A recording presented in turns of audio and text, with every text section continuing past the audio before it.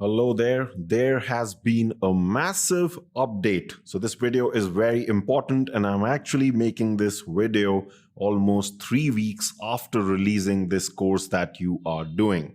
And once you go through this course, a lot of times I have mentioned that such a video will be coming very soon. Well, now it has arrived because what's gonna happen in the next video, which I had already made when I made this course, is that I show you how to access Photoshop and I also show you how to access Photoshop beta. And beta is the Photoshop version where Adobe puts in the new tools when they're testing them out. So when I made this course just 3 weeks back, all these AI new tools were inside Photoshop beta. So in the next video, I'll be showing you how to access and download Photoshop beta. But here is the big update.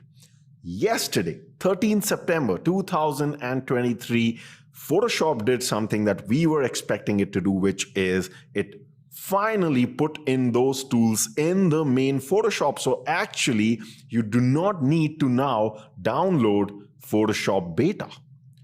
I would still recommend that you still do it anyway. Just follow along the way I have been showing in the course and still install and download Photoshop beta, because you never know, the future AI tools will still be put again in beta.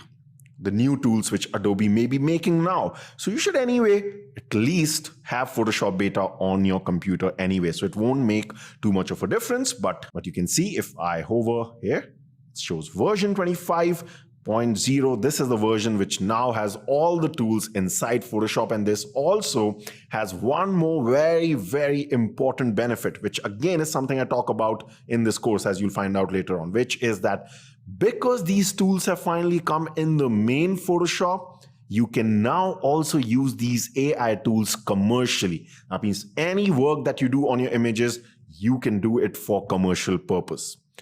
I hope that you have been happy with this update. Let's continue with the course.